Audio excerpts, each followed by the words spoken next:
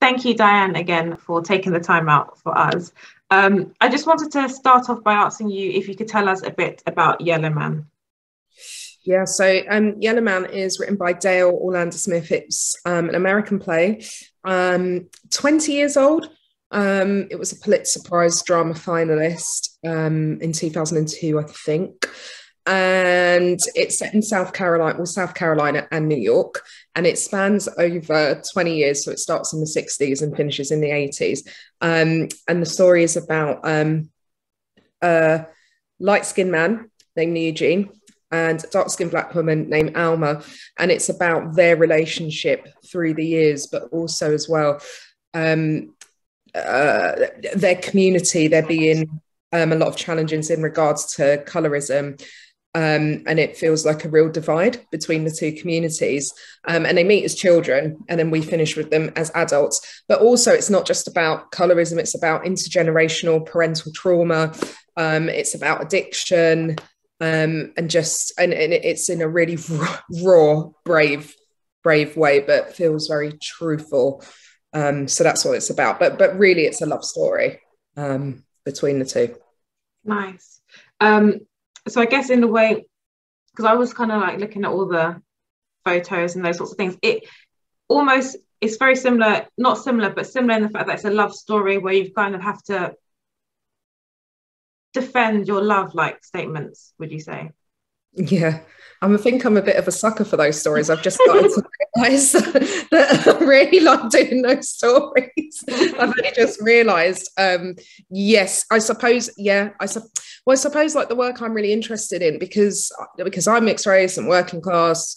I think that those stories always interest me from that lens. But, and this whole thing about, can you ever just love someone without all the other stuff?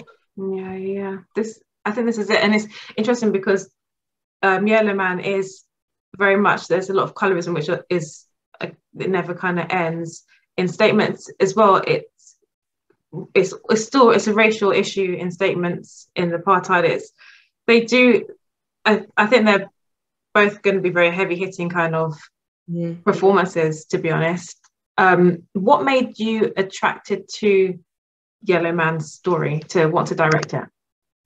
Do you know what? And I think you'll probably understand this as well. I think growing up, it felt like when I was in school, there was always sort of code for this thing around colorism that it was sometimes quite bluntly spoke about, mocked. And so I was always aware of it, but it wasn't until the first lockdown that I started to really think about it and interrogate it. But also as well, I think like just in terms of like the media and stuff, I think if you look at the treatment of Meghan Markle, where it was sort of that, oh, okay, she's okay, and we can't deny that, but then the amount of racism she got. So I was researching about colorism, and then I was like, gosh, I really want to do a play about colorism. And then I came across Yellowman, which I think has been done twice or three times in this country. It's done loads in America. And then I ordered it from America and I read it and I was like, whoa, this writing is unbelievable. It's written in such a musical way. And actually, if you think about it, it's two actors on stage and they play all the parts. Oh, wow. Okay. They both play, I don't know how many parts it is, but they both play about 8 or 9, maybe 10 parts whilst they're playing themselves. There's no props, there's nothing, it's just them. And that also interested me, I suppose, like technical wise, like as a challenge, but really and truly, like the first thing that draws me to anything is I have to understand the story somehow through my lens. Otherwise, I don't think I can, and it doesn't mean that it's about me. It's not. But I think I have to understand it in order to do it justice. I have to understand the themes of the play. So it was that, but also more than anything, it's just great writing. It's just such unbelievably good writing. So it was really those two things. And also as well, those characters, I felt like I knew some of them. As soon as I read it, I was like, I know who that is. That person's in my family. I know that person growing up. So, and I think there's a real universality to it. So I think that was fine. Which is, I think, important, especially for anyone that has experienced, or I guess I know Richmond has a very different kind of audience to some other places, but it's the hopes that there'll be people that can identify or just understand those characters, and hopefully it can kind of change the way they think about how people have to go through or deal with colorism as well. Yeah, and I think maybe in the UK it's something that I think in America it's I don't know because I've never lived in America, but from my understanding of conversations with people and with Dale who wrote it, it feels like it's more sort of, for want of a better phrase, upfront about it. But here I think that we're just not, we sort of know about it, even like, but it's not really spoken about. So I think that's why it feels important. I agree, and I think you're right about the whole Meghan Markle thing as well, because even she said it something about a week ago where she had an interview where she was saying she now knows what it feels like to kind of be a Black woman, because beforehand she was like, I knew she was always Black no matter what. I knew that, you know, her mum was Black, her dad was white. I mean, we just know. But to the general public, she was always, there was a question mark over her race. Like when she was in Suits, she was very much seen as maybe white passing. People didn't really put a question on her race, but then the moment she kind of was a part of the royal family, it was all of a sudden this Black woman has come into the royal family and caused havoc. So it's just chaos. So I do think that's why I think it's such a good play to have on now, because again, there's all these issues around, you know, people being disrespectful to her at the moment. And I think it's important for people that may have never experienced this or known or anything like that can now have some kind of just understanding. Totally. And also as well, that's why I think, like, even on a professional level, like on a technical level, the play pushed me in like the best way possible. But I think on a personal level, like, I was always aware of, you know, the privilege that I have in certain spaces, but it pushed me for that as well. But I think I always said, like, you have to sort of surrender to a script like this, and you just have to surrender it with truth, because otherwise I don't, like with any play, but particularly with a play like this, I just don't think you can do it otherwise, for me personally. No, I think to be honest with you, I'm very excited. I'm going to see it tomorrow, so I'm very excited. Oh, are you? Oh, fantastic. Yeah, I'm so excited to watch it. It's hard hitting, but I think in the best way. That's it. I love play where it kind of, I don't really enjoy plays. Well, I do enjoy all plays, but I don't enjoy a play if I don't leave feeling impacted. I think the point of a play for me is that you're forced to sit and watch it no matter what, because there's no distraction. So if you're going to sit and watch something with that much focus, let it be about something that's going to change your thoughts. I agree. And that's, like, I think, like, only ever why I direct things is because, like, I try not to make, like, statements in my work, as it were, but sort of just ask questions, just leave people with questions. I think hopefully I think it does. I was going to ask you, what would you like your audiences to take away from this play?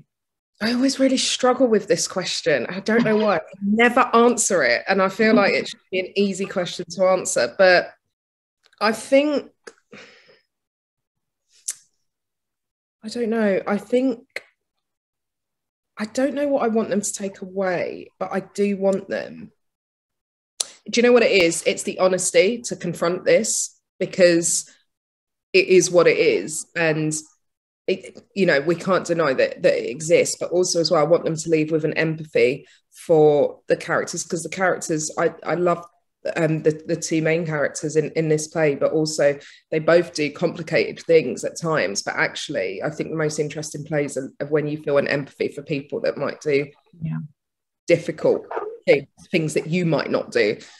So that's what I want them to leave with, an empathy for and an understanding for their situation, but more than anything, questions. And I think if you leave a play with questions rather than answers, for me, that's the key thing. I agree. I totally agree with you, actually, which I bet loads of people will have so many questions. Your inbox will be full by the end of this with questions. And also, I guess, again, with the audience, in regards to just people that, because I guess, is there anything you'd want new audience members to know before they watch the play? That's a really good question.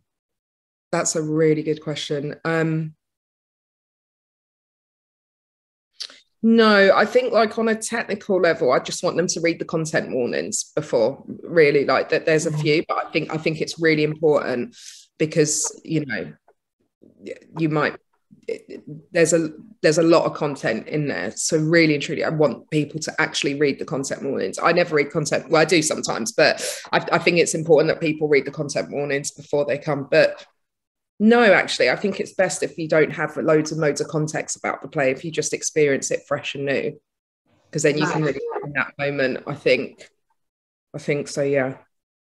Has there been, I know there's two actors, so this is kind of a tricky-ish question, but I guess as you're saying, they play multiple characters. Has there been a character that has stood out for you or impacted you the most in the script? Gosh, that's such a good question.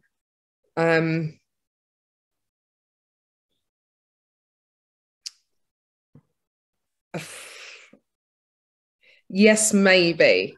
Okay. They've all impacted me in different ways, but there's certain, because what it is the whole thing is that when they're these other people, the whole idea and concept is that they're not suddenly switching the roles. It's that you're experiencing those other people through their eyes. So if I was like, oh, my mum said, and then I did like my mum, you're experiencing her through me. Right. So it's like their version of those people and like how they've been impacted.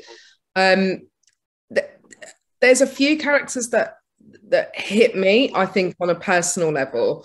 But on a whole, I think the important thing is you feel like those other characters are actually there in the room, and that's testament to our actors. Like, you feel like they're there, and their presence is there, and that's testament to Nadine and Aaron, but who are our two actors. But yeah, I think they all impact me in different ways, but there may be one or two that I think hit me on a personal level. On a personal level, do they impact you positively, or is it more kind of just not negative? I don't want to say, well, I don't know, they could do, but or is it more that they just impacted you in general? I think in general, because there's some people in that play that I felt like I knew personally. Okay. So I think it was sort of in general where I'm like, oh gosh, that person's written with like real truth. I mean, they all are, but yeah. No, so this is why I can't wait to see it tomorrow, just so I can kind of really, because I'm sure it almost will be the same for me as well, because I always like when I can kind of identify a character in a person. It means that the script is written perfectly. And I think I personally feel like it's the play is written perfectly, like the structure of it, like just like how imaginative it is, like how truthful it is, how I think it's really brave. I think it's brave to write that stuff, you know, and it's truthful. I think it's I love it. It's great writing. Would you say, or no, actually not would you say, but I was going to ask you in regards to like your career, because I was looking at all the things you've done, you've won awards, so I know you've done statements, you've also dabbled into Shakespeare as well, which honestly I think is the hardest thing anyone can do, because like till this day I cannot understand it. It's a language to me. So hats off to you for even, because I don't know how people can even read the script. Whenever I watch anything, people are like, oh yeah, that was great. I'm like, but did you understand it? Yeah. What made you want to get into being a director? Well, the truth is, so I'm laughing. The truth is, I used to try and skip school a lot when I was younger, because I just hated it. And because it didn't do, oh God, that sounds really bad, doesn't it? If you find out what school I went to. But it was just because I'm like really dyslexic. So I wasn't diagnosed in school. So I just found it really difficult. And that was the reason why I hated it. So I used to try and like stay at home and pretend I was sick so that I could just stay at home and watch films all day. So that was my first sort of introduction stuff. So I just used to watch films all day. And then I used to say director, and I was like, oh, and then sort of realised what they did. But it took after I finished school, gosh, it took another nearly 10 years to go and train to be a director, because I still think it sometimes feels like a bit of a secret society as to how you can go and do it. So yes, but I think I knew from when I was like, I didn't have language for it, but I think I knew from when I was about 8 or 9 maybe that I wanted to, that was the type of work I wanted to do. I just didn't have proper like language for it. So yeah, since then it just took a little while to get there. But yeah, so that's how. That's really interesting. I totally get that. I'm similar to you, like never diagnosed as dyslexic, but always I went to the special classes when all the kids would go to the normal ones, I'd be in the special class. Hated school as well, and the same. It's theatre is like this kind of, it is like a secret society, I'd say, where you kind of, if you know, then you know, but if you don't, which a whole bunch of us, we don't know, it's like, well, how do you get in, or how do you do something? So no, that's really hard. It's really hard. That's why I try and help other people come in, because it's hard. It's hard, but I feel like if we're telling stories, then it should be the most amount of people. I agree. There's loads of stories, so that's sort of what I think. But yeah, has there been a play apart from Yellowman? Has there been a play that you have found the most, or your favorite play, let's just say, that you've worked on, other than Yellowman? I always say I love all my children equally. That's fair. That's fair. That's the right way. I think every play that I've directed has given me something different in terms of career and personally. So like, and I'm not just making up, like they all mean something, I think, different to me, but they're all equal in that way. So for example, when I co-directed the first thing Out West, that meant loads to me because it was the first thing I directed professionally, and it was with 3, brilliant writers of British theatre. And then I suppose Statements meant something different to me. It's the first thing I directed by myself, and then Julius Caesar because it's the first Shakespeare I directed. But all the plays that I direct affect me differently personally in a positive way. So they're all, honestly, I couldn't pick between them. Honestly, it's the honest answer. No, that's fair. I've got some quick fire questions for you. Okay. So my first one is your favorite theatre space. Oh, I might get in trouble. But I really like, so I won't say favorite, but I really like the Globe because there's nowhere to hide. I genuinely really love the Orange Tree because equally there's nowhere to hide. And I really like the Donmar Warehouse. Nice. Okay. Those are 3 good ones, actually. Your favorite play of all time?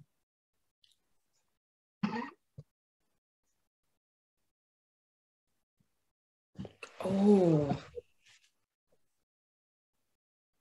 I don't know. Okay, I've got a few. I don't know. So I really like Fences. It's one of my favorite plays. The Mountaintop by Katora is one of my favorite plays. Various Shakespeares. And obviously, like anything I direct will be one of my favorite plays. So anything that I've directed is nice. I really like musicals as well. Oh, okay, nice. I do. I like.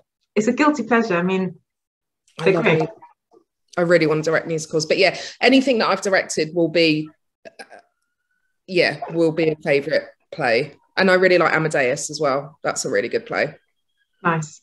You've got a good selection, to be honest. A good selection. A good bunch.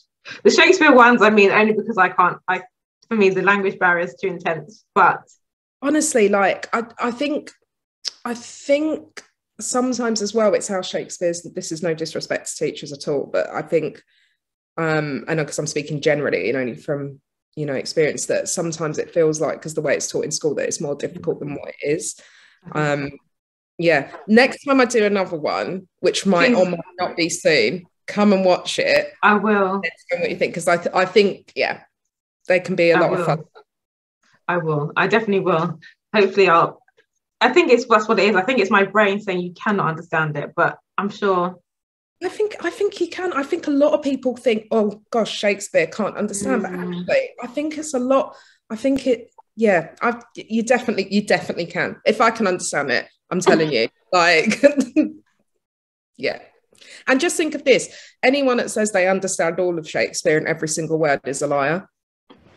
So that's good to know, actually. Not everyone understands every single word that's written in the whole, so we're all equal in that way. Yeah, that's true. No, you're right. That's a good shout.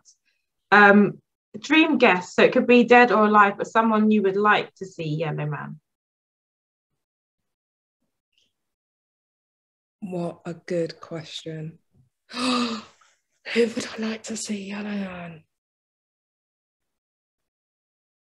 Oh, this is so good. I love these questions like this. Who would I love to see Yellowman? Okay, it's going to sound mad, but I'd love Serena Williams to see it. Okay. I mean, I love Serena, so... Yeah. Just definitely. Because you love her, or because I love her, I adore her, but also as well, I think there's something about, because I think for someone who's experienced so much about Eurocentric ideas of beauty standards, it's something that the play touches on as well. So yeah, that's why, and I love her. Nice, that's a good one. I like that. Your proudest career moment to date?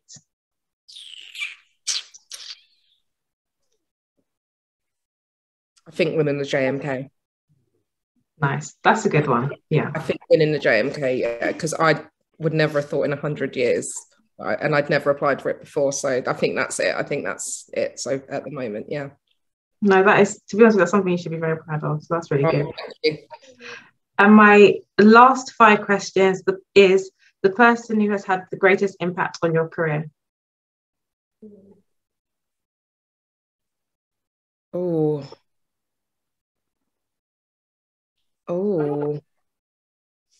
that's really hard, because I've had so many people that have had such a positive, good impact on my career.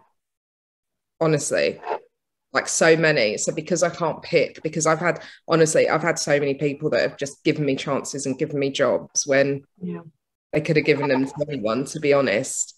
So I've had so many people. So because of that, I'm going to say my partner, because if it wasn't for her, I would not have done the work that I would have done. That's a good, when I had no money and was training, and was probably the first person that told me that I could do it. Otherwise, I wouldn't have done it. Yeah, which is, to be honest with you, a very good. That's first what you need. Do it. You should go and do it. Otherwise, I wouldn't have done it. And that's what it takes. You just need one person to say you can do it. Mm-hmm. That was it. Yeah. No, to be honest with you, that's, I think, a really good answer. My very last question, it's not a 5 question, but is, can you tell us what your next plans are for? I really wish I could, but I can't. But I might have hinted in this interview. I think you did, but I'm not sure. I think did it begin with an M? Mm-mm. Oh, then I assumed it was musical. No, oh god, no. So at some point, no. I definitely hinted at some point, because I always do that, even though I think I'm going to get in trouble because I'm not allowed to say. But yeah, there's something. Oh, you did. Just the beginning. Okay, yeah. Now you said that you did. I won't repeat it. But okay, exciting. Okay, I'm going to keep a lookout for that, by the way. We'll make sure that you're invited. 100%. Oh, please, yeah, I'd love to come. And I'm so super looking forward to tomorrow. Very excited, especially, as I was saying to you before, Statements for me is one of my favourite plays I've seen in a very, very long time. And I do think a lot of that was heavily down to your directing, to be fair, because it is similar. Well, I can't say similar, so I don't know. I haven't seen Yellowman, but I assume it's similar in the fact that the two characters are playing multiple roles, which I thought was just, well, no, there was 3 characters actually, but all 3 of them played multiple roles, which was just genius. So yeah, I'm excited. So thank you.